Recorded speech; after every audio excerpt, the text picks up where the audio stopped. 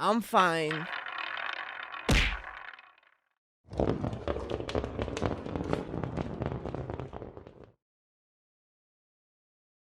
This is Joe Pugh for IFL TV. We're here at the Stadium of Light, Sunderland, the return of big-time boxing.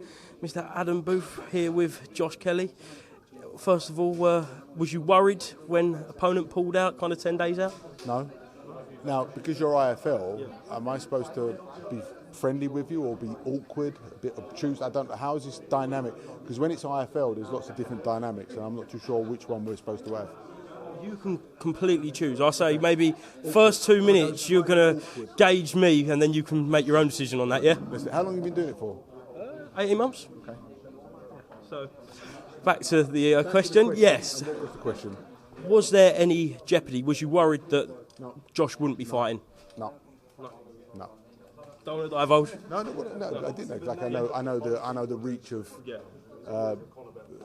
Wasserman. I know that there's a lot of fighters out there, and his main event.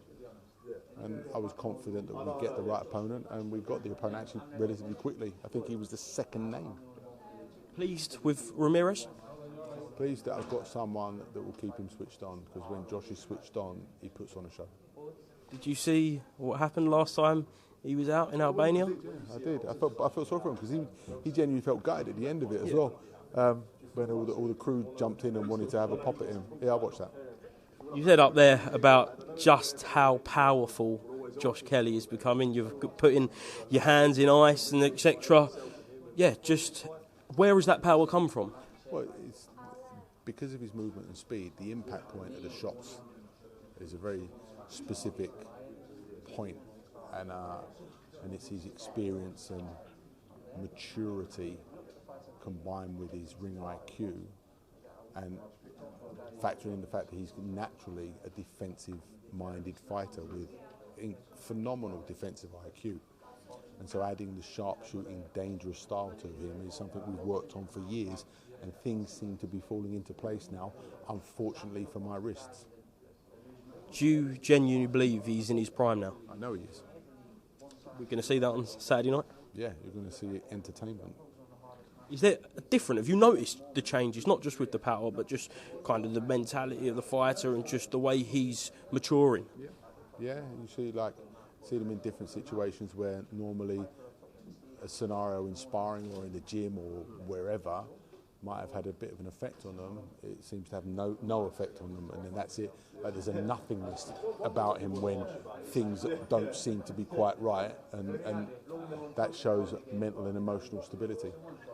Some big fights were mentioned for next year on that stage. Calla was kind of debating whether to go down the World Championship route or the massive domestic dust-ups. What side of that coin are you on? Ask me after Saturday. I have to be respectful to my own superstitions and not talk about what's after, because it's Ramirez and some entertainment and a little bit of pain on Saturday night. We'll ask you after Saturday, but no matter who, no matter what, big 2024 for Josh Kelly. Yes.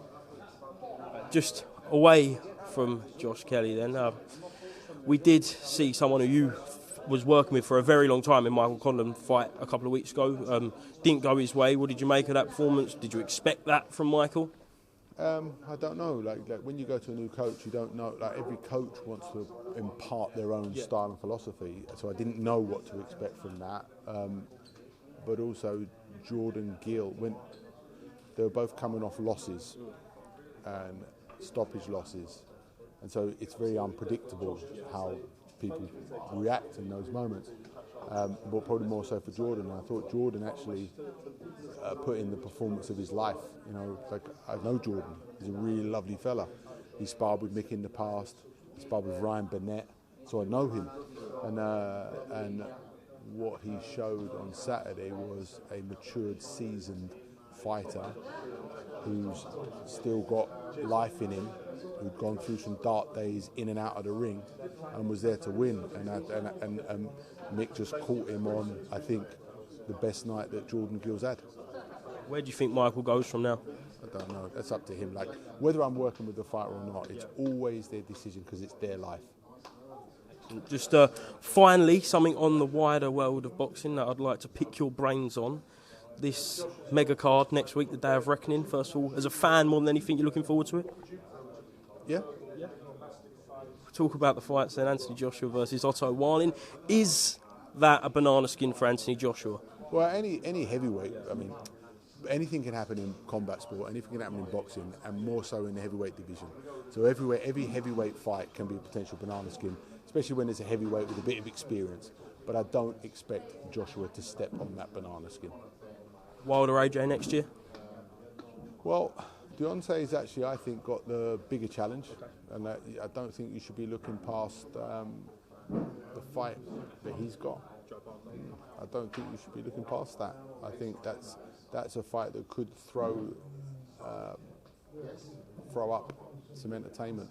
I think people are guilty of looking past Joe Parker. Well, the way it's been sold, if you look at how it's been visually sold, you're seeing Wilder and AJ, but they're not the ones fighting. It's like, all right, you can have your jam tomorrow.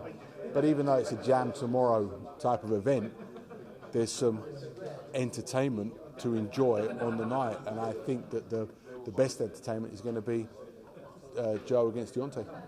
Excellent. Adam, thank you very much for being to IFL TV, and best of luck with Josh on Saturday. Thank you. Did we go for the awkward thing? Quite natural. Quite natural, lovely. Cheers, mate. Thank you very much.